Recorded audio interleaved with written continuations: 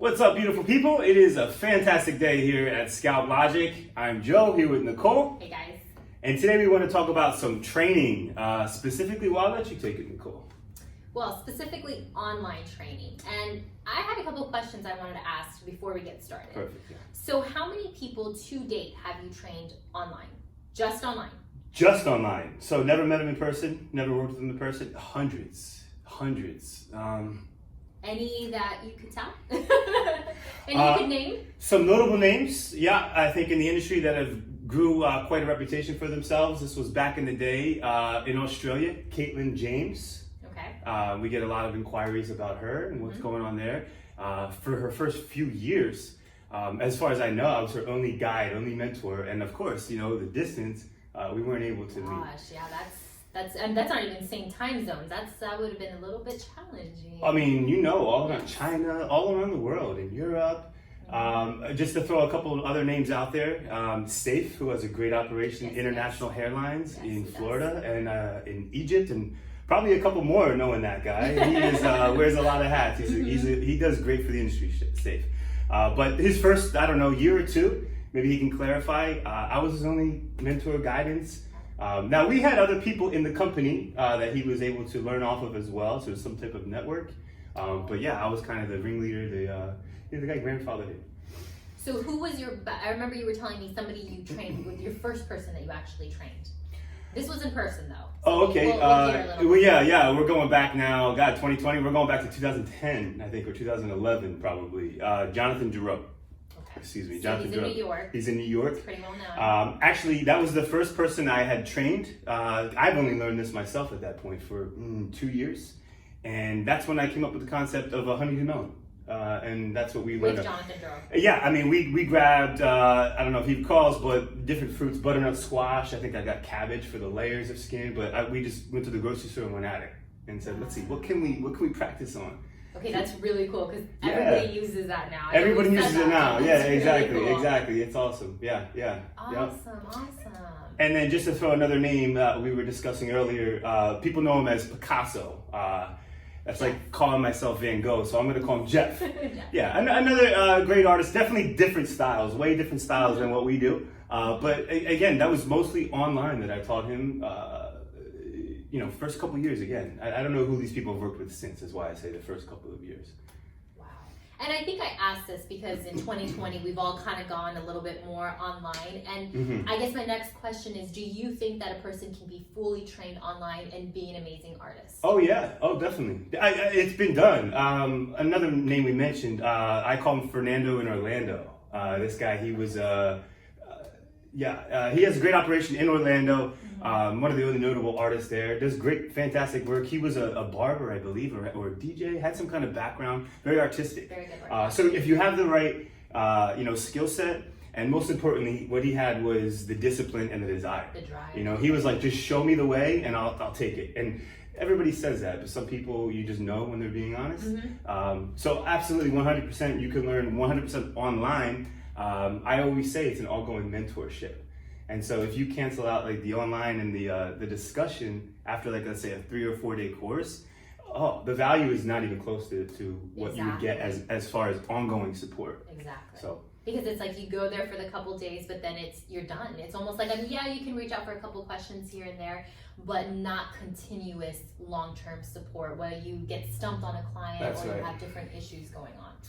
And that's it. And that's an interesting, I don't want to throw you off track, but I'll tell you, anyone listening out here, pick your favorite 5 artists in the world, your favorite 10 artists in the world, and we're talking about 2020. I guarantee you they made at least one or what? I love it. I know. No, myself included. It's true. We make mistakes. Yes, even the best artists out there, they make mistakes. The best ones out there are making mistakes, and that's something that we offer in our training. Is we show you how to remedy all those mistakes. I've seen anything that could happen through the years happen. Yep. Back to those days about 5 or 6 years ago when we were really the first beginnings of the online training support. There were some people that were 2 months in the industry, some people 2 years in the industry, and everything in between. And so, it was my job to quality control, really, is what I went. So normally they'd send me in when already the mistake would happen.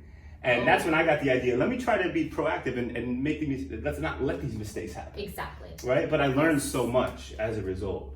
So Yeah. So you were there to pretty much train these people and fix and rectify any type of mistakes that happen. Mm-hmm. That's correct.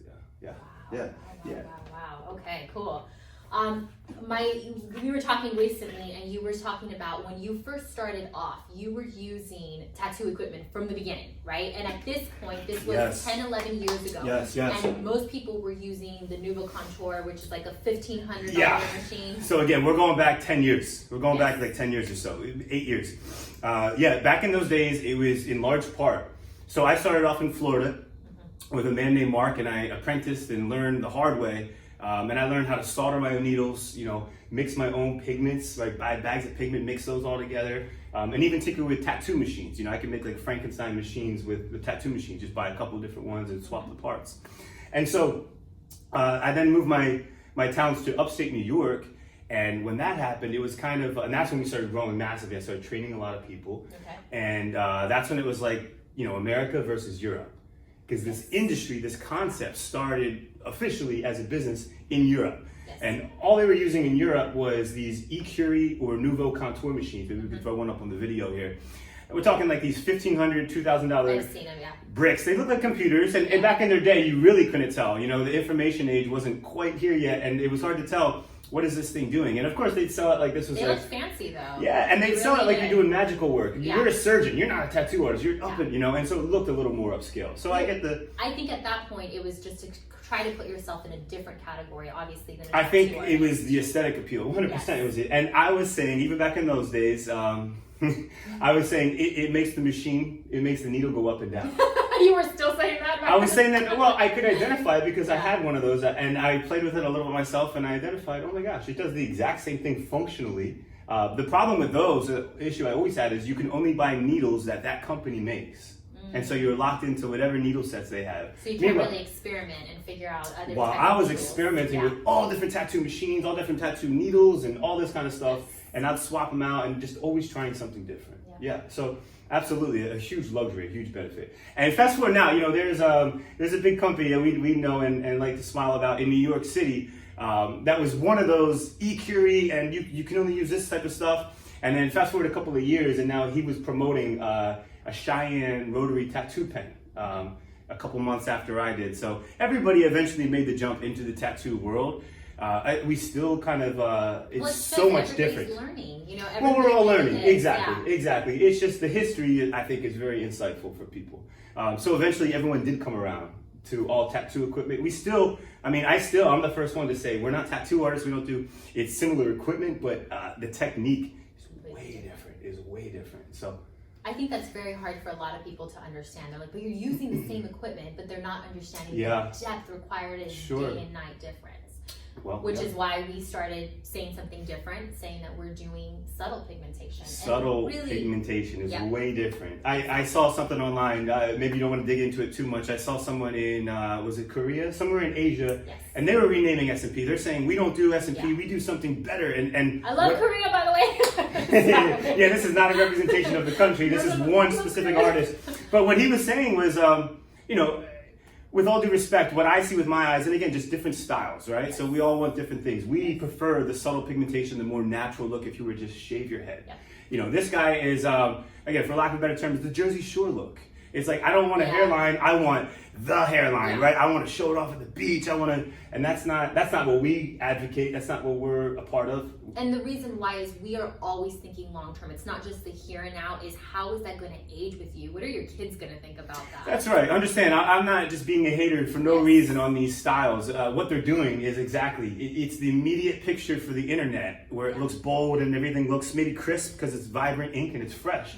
But what we know as artists is that ink is only going to settle in and become muddled and look like blotches and ink, like a stained head. And it's not something you're going to be proud of years to come. So that's why we always talk about our process is we want this to be something that you're going to be proud of 5 years, 10 years down the road. That's right. And back to training, to tie it all together, that's something that we can identify. With Nichole's mastery level of the skin, I mean, we're getting more insight every day, but understanding...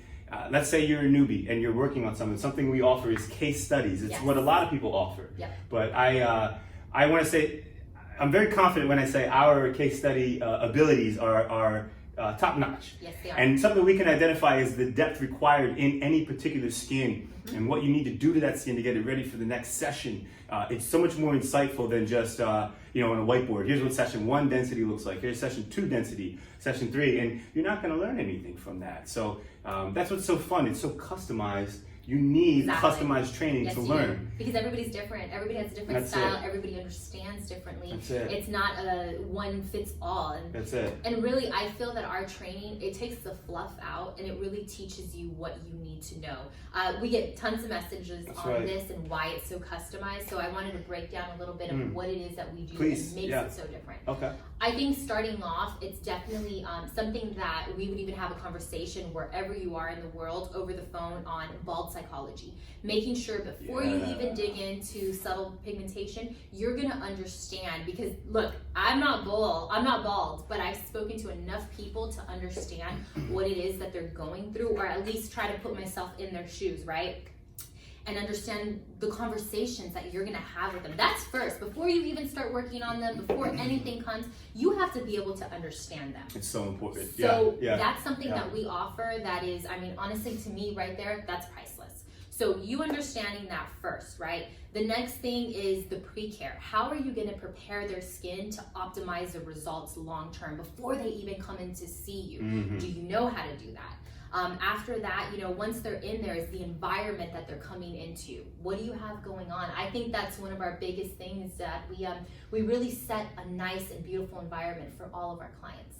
Yeah, just to highlight that, something that I've always been saying for years is, let's say you work 5 days a week, you got a great operation, maybe it's another Tuesday to you, but if it's that guy's first session, that's a milestone in his life. So act accordingly, it's a big deal, and we treat it as such. I think that's really important, right? Imagine he's been waiting for this day for such a long time, and that day is it's an epic day for them. Yeah, it's a fun thing, but so you keeping that in mind, I think you're a lot of emotions going on. Yeah, absolutely. The treatment differently.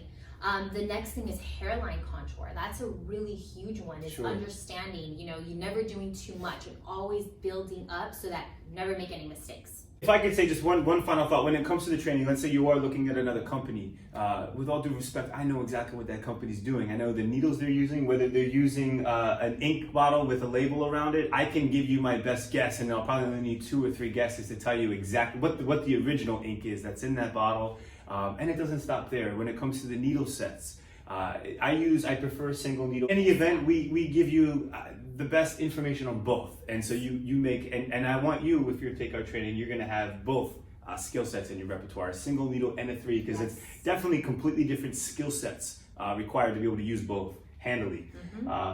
So that's it, guys. If you're ready, if you want to have some fun, it's definitely a lot of hard work. We sit here with big smiles, and I love making these videos. But the truth is, when I'm in the treatment room, I'm going to labor. I'm going to town, and it's so prideful. It's worth it. It's fun. It's exciting. So call us, email us, like and subscribe below.